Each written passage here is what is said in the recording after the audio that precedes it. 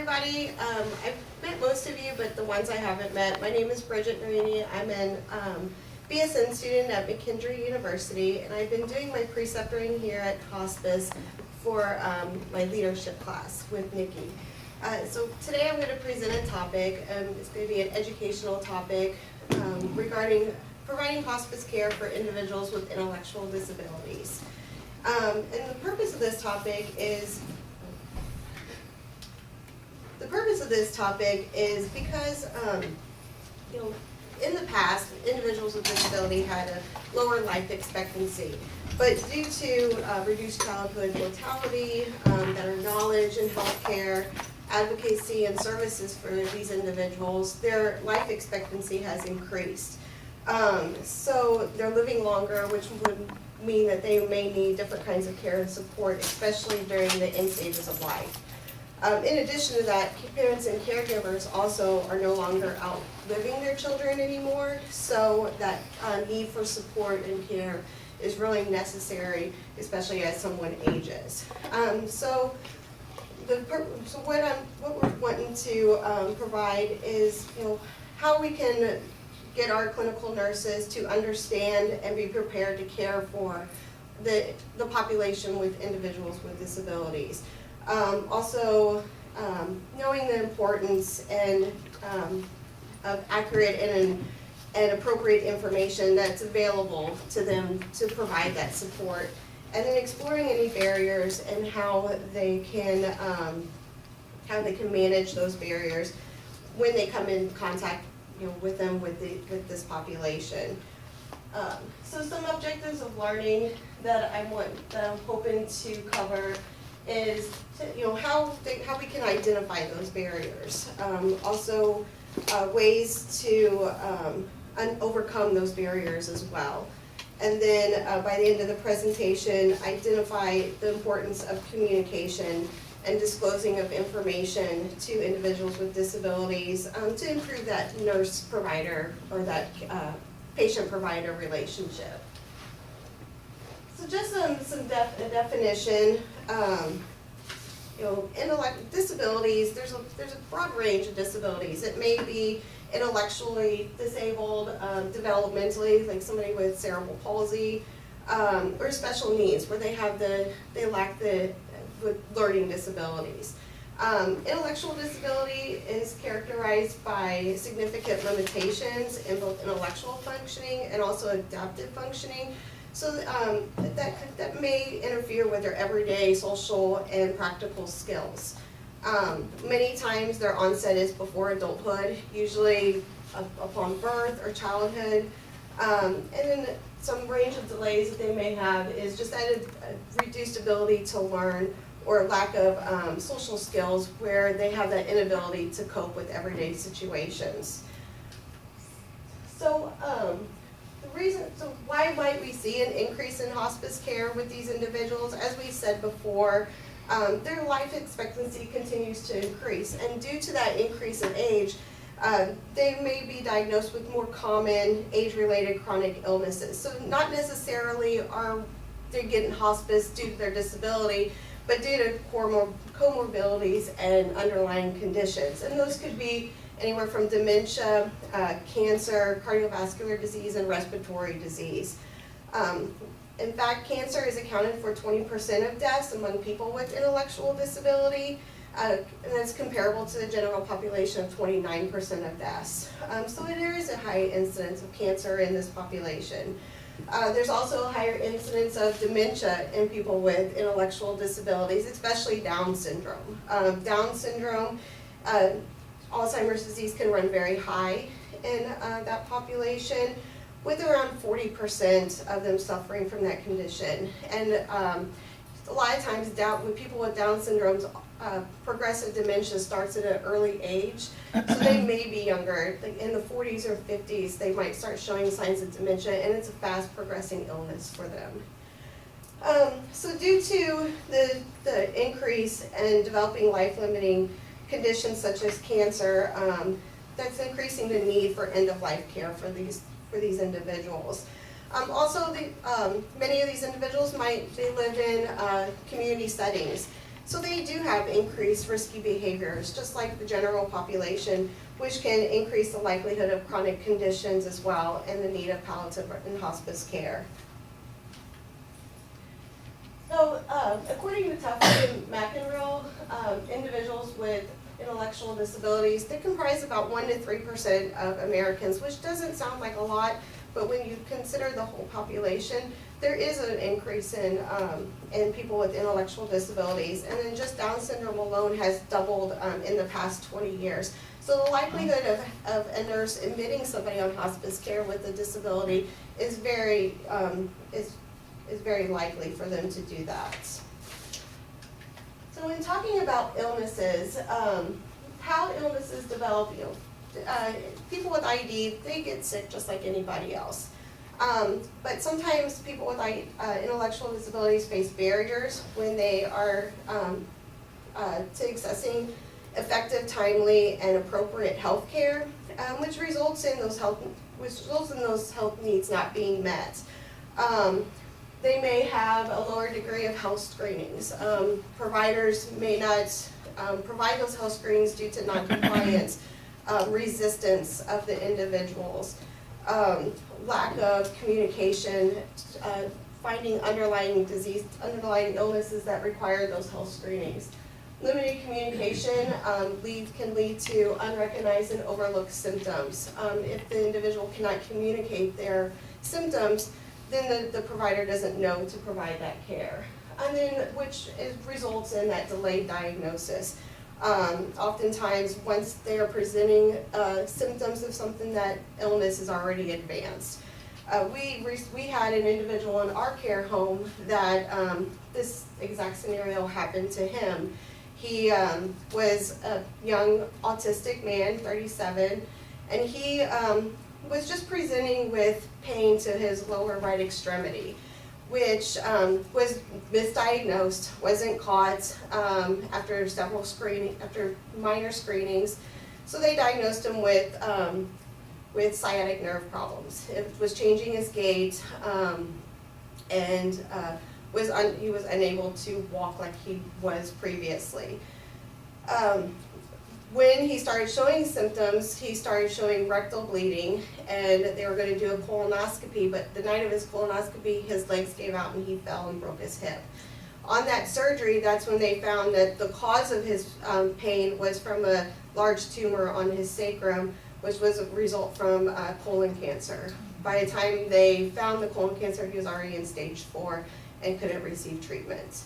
So that's a good scenario how that unrecognized and overlooked symptoms can lead to a delay in diagnosis where it's, treatment is not an option for them. So as they near the end of life and they have that hospice care, individuals with intellectual disabilities, they still have the needs that the general population does. And oftentimes those needs are overlooked for them. They have hopes and fears just like the rest of us. They deserve the right to that, just like all of our patients do. That's free from pain and other symptoms. They have that right to spend the time with their family and friends for that comfort and care. It's a scary and confusing time for them, and the ones that they know the best are really important to them. They deserve that right to be listened to, and often, many times that doesn't occur. And then being involved in choices and decisions that are made about their care and treatments.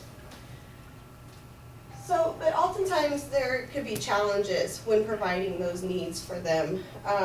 Those challenges can be communication difficulties. Complex family situations and circumstances can arise. Many family members are protectors of their loved ones and resist that care a lot of times. They might show higher levels of behavioral and psychiatric problems. They have those underlying conditions, and that illness may make those problems increase. They might have different ways that they express distress and pain. So sometimes those needs can be really challenging for providers. So when we're supporting somebody with intellectual disabilities, the most important thing is to avoid stereotyping. Oftentimes stereotypes are made where they believe that these individuals don't experience loss and grief like we do, but their reactions are very similar to ours. They just may not communicate or express it the same way. So those differences can often lead to misunderstanding and lack of support. So we want to make sure we don't underestimate the individual with IED. Let them speak to you about their needs. Make their choices of how they want their care. Listen to them. You can also, accept that communication may be a process over time. May not gain that trust and communication from that individual in just one visit. So it may take time to make that connection with that individual and their family and caregivers. And then sometimes just seeking guidance from person-centered plans. Oftentimes these individuals have advocates that make person-centered plans, individual service plans that can tell you, does this individual need extra time? What type of education? How do they learn? How do they express themselves? And what are their likes and dislikes? And so a lot of that information can be given to you from family members and caregivers that you can read up on that client and get that insight about them. So communication, if you haven't noticed, is the big factor when we're caring for any individual, honestly. It always occurs when two or more people interpret each other's languages or behaviors. So that's a lot of the focus on this today, is just how do we communicate to provide that quality care for them. Oftentimes, nurses may ask themselves, well, how do I communicate with somebody with a disability? What do I, especially when you're providing the end-of-life care, how do I tell them about their end of life? Are they going to be able to understand it? How do I say it? And then use of nonverbal communication as well. So some challenges with communication that nurses may and social workers may come in to play. It's definitely that communication is a major concern for hospice professionals as well as any provider. Communication difficulties can be a major obstacle when providing that quality and effective care. And then problems can also impede symptom assessment as well, or make obstacles in psychosocial support too. Some challenges that may come to cases. Many times their speech is very difficult to understand. They may not understand you, or you have difficulty understanding them, which can add a lot of frustration and time when we're providing that care for nurses and also as the clients as well. Using caregivers and family members to help you communicate might be something that you could use. Also, understanding. They may not understand what you're telling them. They may not be able to, formulate sentences that's understandable or expressing themselves because of a limited vocabulary. So many times collaboration is needed when we're communicating with these individuals. Collaboration with professionals in the ID community may be necessary, using the caregivers, using the staff at the support homes that they live in to facilitate that communication. And then just thinking creatively to help with that communication by using picture books, photos, communication tools. Many clients might have a communication board that they use, so facilitating that board to better get a better understanding of their needs and wants might be helpful, as well as when you're providing care, so that they can understand what care is being done for them. So nonverbal communication is also more important than what we realize. There's oftentimes that some individuals aren't able to communicate. They don't have that verbalization ability to tell us our wants and needs, which makes it even more challenging.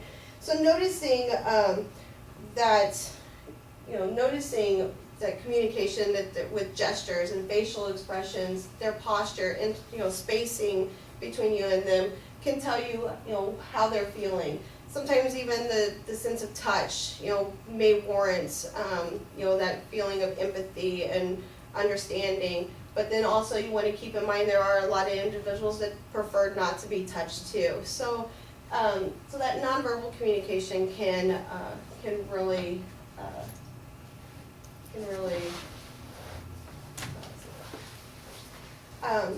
and when it comes with nonverbal communication, pain assessment can be quite a challenge.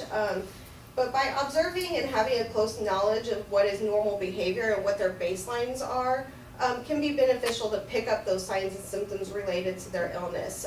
If an individual is throwing items, if they're hitting others, if they're hitting themselves, that can all be signs of pain and symptoms of their illness. Also collaborating with family and caregivers, again, is very helpful because they can give you that guidance and knowledge on how this individual usually acts. How do they act when they're in pain? How do they act when they're sick? So then, that might be helpful to try where symptoms aren't acknowledged and they're taken care of appropriately. So other obstacles that hospice providers may come in contact with, other than communicating, is just being unfamiliar with the unique needs that the particular individuals need. Like I said, some individuals don't like being touched. They have that sense that, I can't think of what I would say. But some individuals don't like to be touched, so then they resist, and some people feel it as behaviors or such, but it's just their personality. There may be ethical issues around decision making and disclosing of information. Family and caregivers may not want this information to be disclosed to the individual.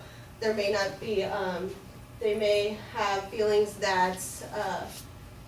they won't understand. It will make them sad. It will make them upset, and they try to protect that individual.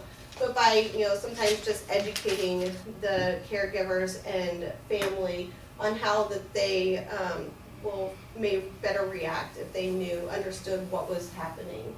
And then sometimes roles of the nurse or caregivers is also perceived as threatening with clients, with caregivers, with families. Some have a sense of distrust in the medical field. They might have placed blame on the medical field that this individual is in this advanced stage because medical treatment wasn't given to them properly. So how do we overcome those barriers? One, we want to make sure we give the information to the individual, tailored to their communication, how they can understand it. We may need to allow them more time to do the education with them, to answer questions for them, let them repeat, their needs. We want to involve the family and caregivers as much as possible. And then providing staff training, and that would be staff training for the staff that care for the individuals in the facility. A lot of staff may be also unfamiliar with death. They may be uncomfortable with death.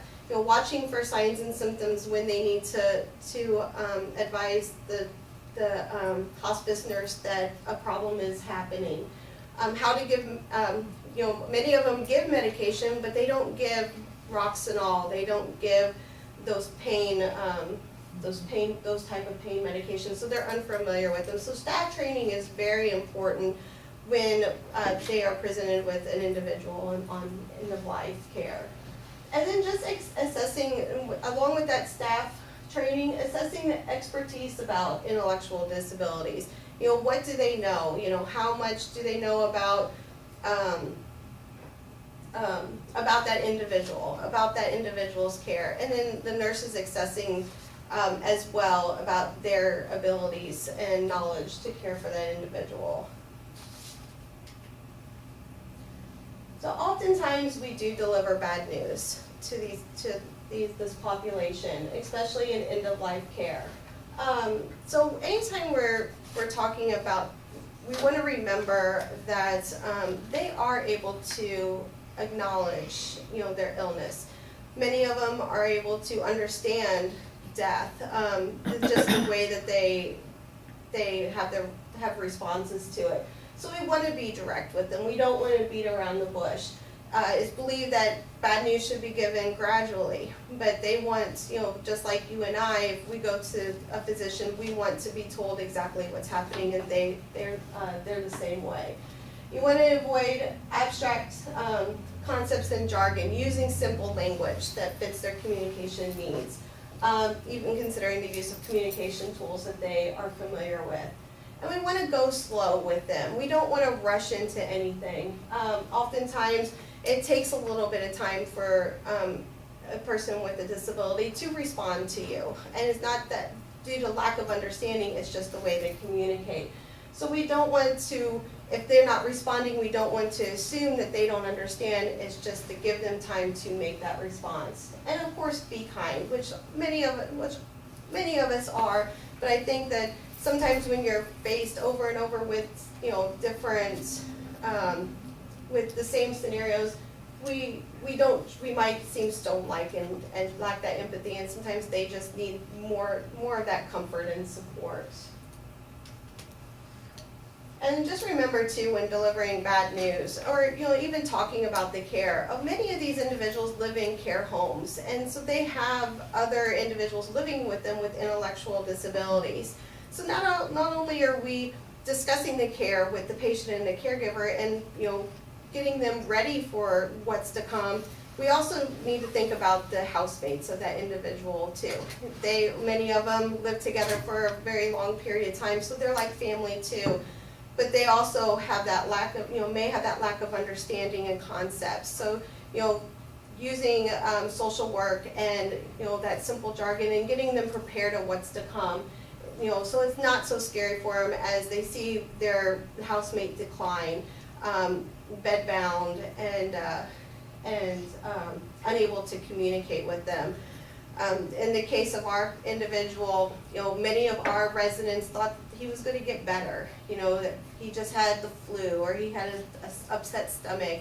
And so when he started really declining and not able to communicate or showed those behavior changes, they didn't understand what was going on, and it was very frightening for them. So when we're doing our visits, it's important to facilitate that communication. Trust is an important factor, especially not only with any individual, but especially with this clientele as well. So we want to, every time we do the visit, we want to explain to them the process before starting. Like I said, it can be very frightening for them to have an individual come in that they're not familiar with. So that repetitive, that competitive explanations is good for them. Introducing yourself every time that you come and see that individual and why you're seeing them can reduce some anxiety as well. And then speaking with that individual first before speaking with caregivers and family members. And then seeking that clarification if you need it. But then they feel like that they are independent in making their decisions. Independence in this population is very important to them. And then sometimes just offering extra time and that double consultation time, seeing that individual first so that extra time can be given if needed. So the visit doesn't feel rushed, so that their answers their questions can be answered appropriately as the way they feel they need to be answered. Ways to improve communication. Sometimes the individuals with disabilities, they're less likely to ask questions, initiate conversations, and they're eager to please. They tell you what you want to hear oftentimes. If you ask them if they want cake or a bologna sandwich, they may tell you that the last item on the list that's with their given choices. So just sometimes offering those open-ended questions and that type of thing might be more beneficial than giving them choices, so that they can make the most appropriate choice that they feel. They also might relate their illness to something that they did wrong too, you know, that they, you know, that they may have hit another client, so then now they're sick because of that. So just offering that reassurance that, that their illness is, you know, brought on by age or whatever it may be. So I have a short video.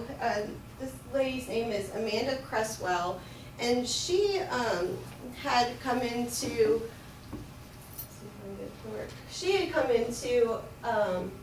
you know, that lack of decision making as well, and not being told, you know, that disclosure about illness. And so this is, oops, how do I do this?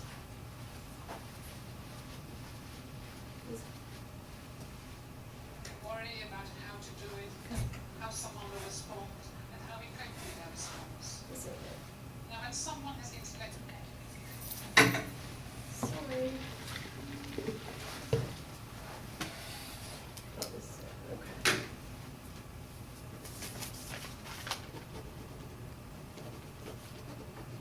Like technology challenges. So she's going to talk about how, you know, how the bad news, how it's important to break bad news to individuals. Got sick. She didn't tell me that she was sick. She kept it to herself. And I found that very difficult because she told me what was going on. When I was 13 years old, when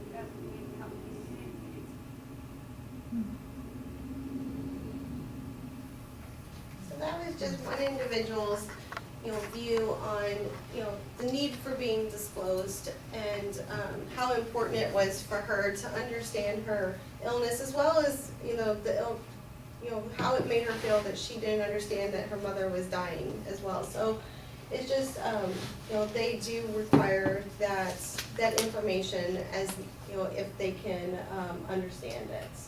So in conclusion, it is difficult to do those measurements of quality of life. But just allowing the person with the disability to express what they want can give a great deal of insight and bring a level of comfort and understanding to their care.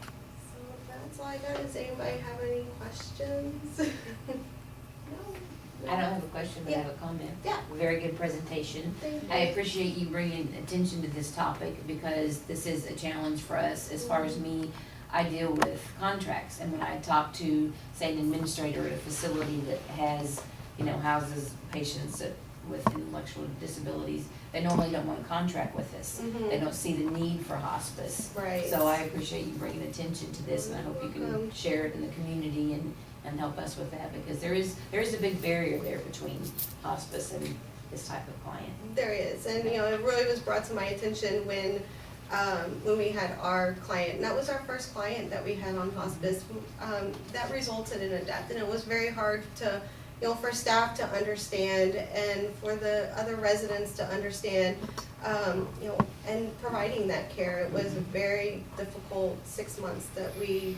did, myself as a nurse, and just the collaboration was necessary, which we didn't get. So it just opened my eyes to, and we may have more, all of our clients are aging, so we may have more instances like this as well. So it was just the education of the hospice nurse that we had and, and us as well, because it was a new thing for us as a facility. Right. So, last thing I have is I just have a participant evaluation form just to evaluate, me and my presentation. So if you don't mind just taking the time and filling it out, I would appreciate it. Thank you guys. Great job.